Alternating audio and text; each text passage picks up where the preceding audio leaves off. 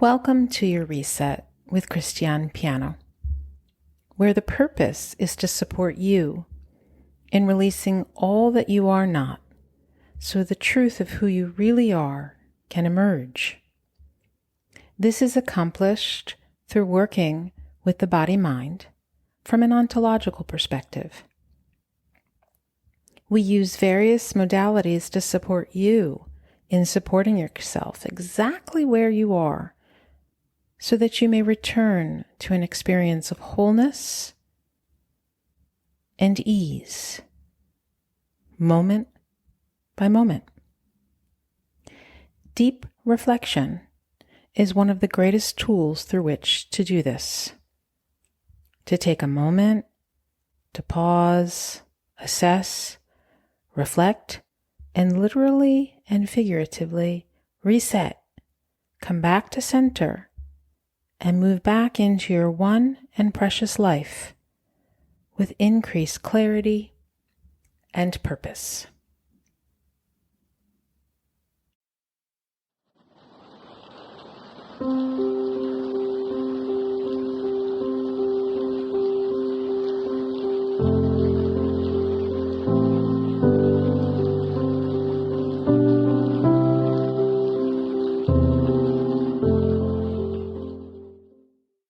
Hello, I'm Christiane Piano, and this week's reflection is a reflection on overwhelm. Overwhelm is a common theme these days for people of all ages and statuses. Work deadlines, homework and tests, family obligations, social commitments, household chores, the endless lists of tasks and priorities that many of us juggle can easily create a feeling of overwhelm. While occasional stress is a natural part of life and can even be helpful at times, feeling overwhelmed by stress can be uncomfortable and disruptive. It is an experience that can create a plethora of reactions in each and every one of us. And as the fall season is now underway, many people have an intensely packed schedule and can often experience feeling overwhelmed. Not only is there a transition in seasons from summer to fall, but with that comes a shift in cadence, the rhythms of your life. Whether your life matches the rhythms of nature and how you go about supporting yourself in all of that will determine how smooth the ride will be. So if you just take a moment, pause, and just think about, are you feeling overwhelmed about anything in your life right now? And you'll use this during this episode and afterwards as you continue to reflect and make choices. So in any case, in this episode, I will be breaking down experiences like that of overwhelm to afford you increased agency and provide you with steps to become more aware of your experience so that you are spending more time living rather than surviving. You are not powerless. You have options. So first and foremost, let's review some basic tenets of body-mind well-being. You may want to listen and pause, rewind and listen and pause, and rewind again to allow what I'm about to speak to seep in as an experience rather than just interesting information. Okay, here goes. You have a body-mind, but that is not who you are. Your body-mind is the location in which your experiences are unfolding. So let's take a look at some basics of what makes up your experience. You have thoughts, emotions, physical sensations. You have thoughts, but you are not your thoughts. You have emotions, but you are not your emotions. You have physical sensations, but you are not your physical sensations. Now, when you forget this, you get taken out, lost in the wave, and become reactive to everything, anything, and anyone. So let's say you may be in touch and aware of your thoughts more than other aspects of your experience. Or perhaps they all jumble together and there is little awareness. It's just one big blob, all heaped together. Either way, these experiences unfold, occur, happen, etc. And when they are not pleasant, you may find yourself resisting them, fighting them, trying to change them. What is unfolding in reality is not matching the picture in your mind.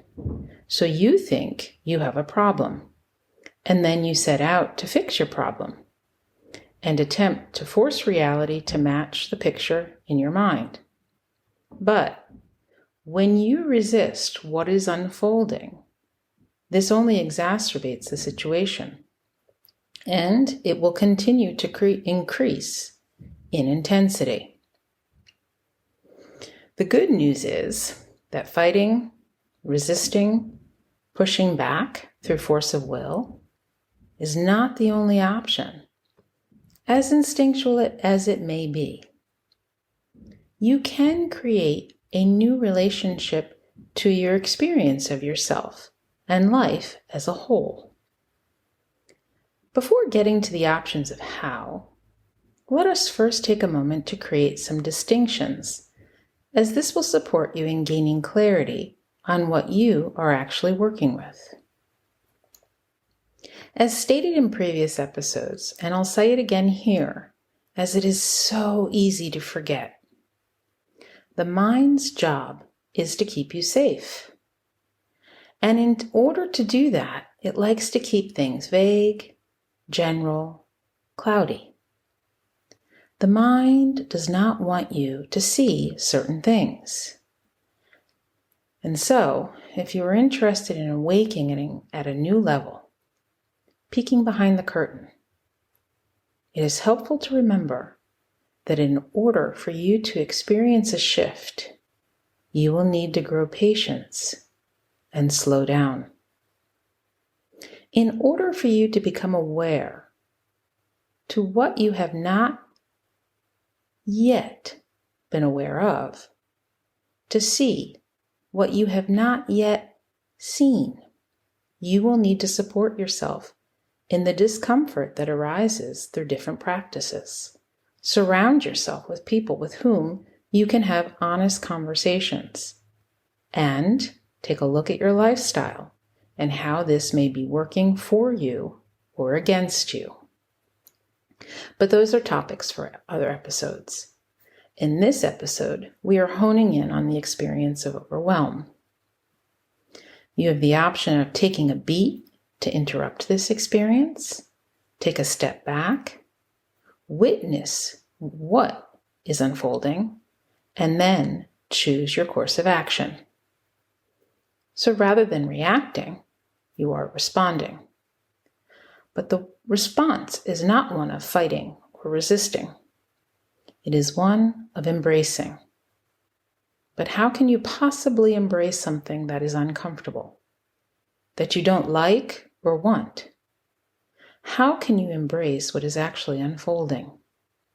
Well, this will get clearer as we move forward in this episode.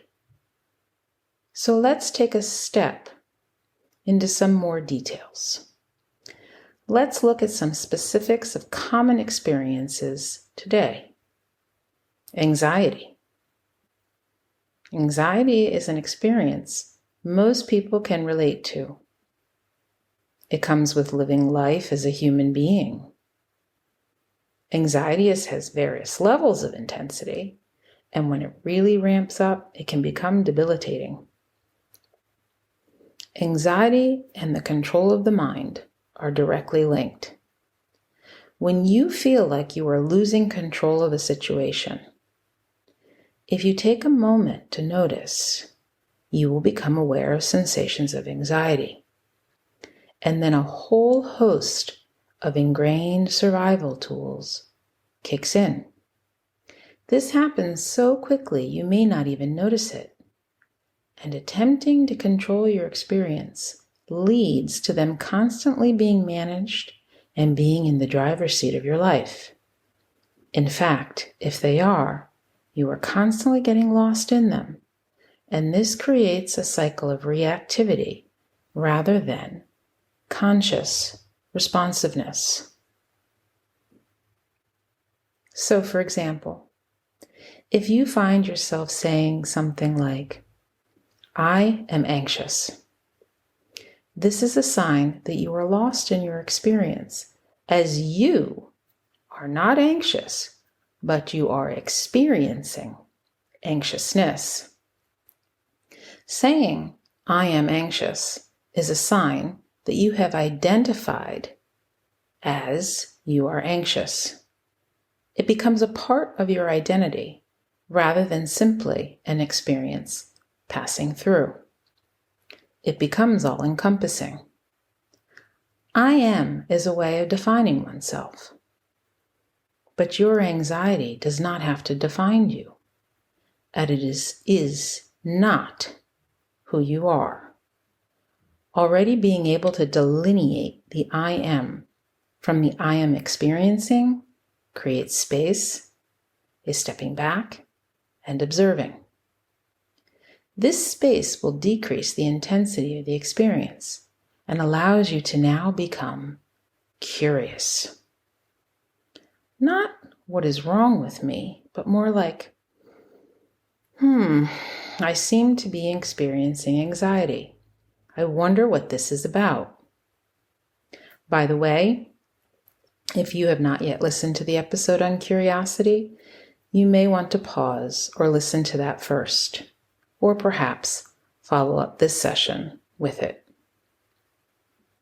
Why be curious about what your experience is offering up to you?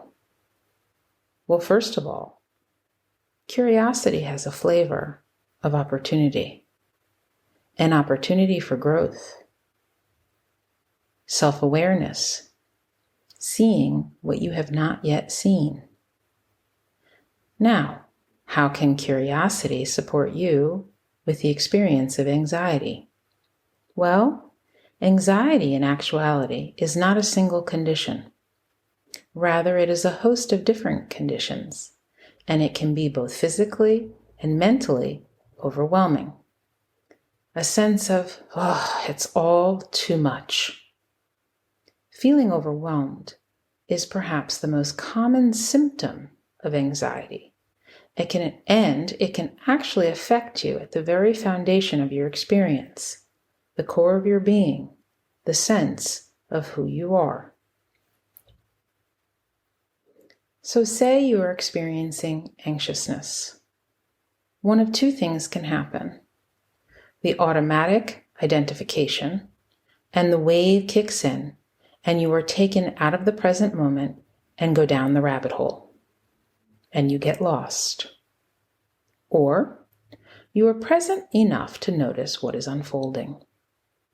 You consciously choose to slow down and pause, take a step back, and allow curiosity to kick in, which naturally results in some space. And in this increased spaciousness, you can intentionally get specific about the details of your experience. This purposefully created space is an antidote to the controlling nature of the mind. Let's flesh this out some more. you notice you are experiencing overwhelm. You slow down and pause.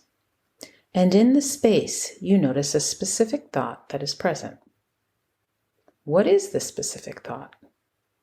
Bring the details into your awareness. Or say you notice a physical sensation is present. What is the location of the strongest physical sensation? And if it is an emotion that is present, what is the specific emotion? If you are able, write them down, as this can prove supportive. If you are not in a place to be able to do that, you can say all that you have noticed to yourself out loud. Bring the specificity out into reality. Face it head on, look at it, and allow your curiosity to grow. You see, doing this affords you in getting to the actual detail in what is unfolding in your experience, rather than a generalization, which can leave you feeling powerless and resigned, especially if overwhelm has been an experience that seems to run in the background of yourself since you can remember. You can see there are temporary experiences that come and go and may not be a repeating pattern. And then there are long-term experiences that always seem to be there, running in the background, with varying levels of intensity. And so, when the intensity is low, you may not notice it until once again it ramps up and grabs your attention. This can often happen when you have been triggered by something or find yourself with high levels of stress. And this is important because the way out of overwhelm is different from the way out of stress. Stress is caused when the demands on us outweigh the resources we feel we have to cope. Overwhelm happens when high amounts of stress make us feel like we can't cope with our lives' demands. Understanding that feeling overwhelmed is a response to too much stress and not a sign of personal failure is key. It's a signal from our body minds telling us that we need to slow down and take care of ourselves. So, here is where we come to supporting ourselves. So let me review. You are present enough to be aware of your unfolding experience. And you have not identified with the experience as who you are. Or, if you have, you catch yourself and invite a shift. This results in you experiencing some space from what is unfolding rather than being lost in the wave of it. By the way, if you do get caught in the wave, once you come out of it, you can take the same steps with yourself post-experience. Okay, so you are now experiencing space from, say, overwhelm. Perhaps you notice a thought. It's all just too much. So, you get curious about the it. What is the it you are referring to? And when you have that answer, you break it down into as much detail as possible. If it is a physical sensation, you do the same.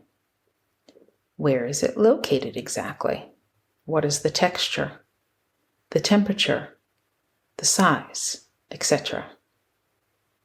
If it is an emotion, you do the same. As you move through this process, you can write it down or say it out loud so that you are supporting yourself in staying focused and looking at your experience, acknowledging that it is unfolding and getting curious as to what signals are present. Once you have fleshed it out, you have created even more space from what you are experiencing, and this will naturally provide a release. As it is important to remember that nothing is permanent and this too shall pass. Breaking down your experiences into details affords you a release from the sense of overwhelm, as it is no longer an overarching experience, but you have seen the details. And this, in and of itself, creates relief. You are now able to be proactive as opposed to reactive. Now, it does not finish there, as these are the first steps, but this is already a step in the direction towards regaining balance. Once you have created space, you have options. If you are a subscriber to your reset, you can choose a session that will support you in literally resetting and coming back into balance. Ride the wave of the experience and support yourself in digesting it, releasing it, and letting go, so that you feel refreshed, grounded, and once again at ease. And if it is a background theme in your life and you are ready to get to the root cause of the symptom, you may decide to engage in BodyMind maturation work, which will support you in releasing this pattern so that your life can be about something else than managing your overwhelm. Getting out into nature, having conversations with trusted friends, interacting with content that will bring about laughter, tears, or anything else that supports a release of pent-up energy will prove supportive and invite a shift. If you want to be proactive in the scope of taking a look at your relationship to your to-do list and how you manage your daily life, the following are some general guidelines you could consider. Number 1, stop delaying things. Number 2, have open conversations with people around you. Number 3, understand that you're in control of your own choices. Number 4, develop self-awareness. Number 5, declutter your mind and your life. Now, these are just some tips to take into consideration. And the sooner you apply them in baby steps to different areas of your life, you will begin to see a decrease in the experience of overwhelm as a temporary experience. You see, more often than not, we delay things. We delay conversations. We delay confronting situations. We delay facing ourselves and being honest with ourselves. We fill our lives with all sorts of unnecessary clutter. And we come across as, there's always later, there's always tomorrow. But there isn't always later. There isn't always tomorrow. In reality, there's only now. And when you take steps daily, slowly, methodically, consciously choosing, in order of priority, one thing at a time, you will notice that this will support you in experiencing overwhelm less and less and less. You have so many internal resources, and your experiences do not have to be the driver of your life, but they can be turned into fertilizer for growth, especially when you begin to relate to them, not as why, but what's unfolding here? Learning to listen to your body-mind from the body will support you in grounding in the now, where you can handle just about anything, and remembering that you have a body-mind and that the body-mind is the location of your experiences, but that is not who you truly are. I will leave you with this quote by Renee Jean. Don't believe every worried thought you have. Worried thoughts are notoriously inaccurate. As always, I hope you found this episode supportive. If you know someone who you think it could support as well, please feel free to pass it on, share it, like, or follow.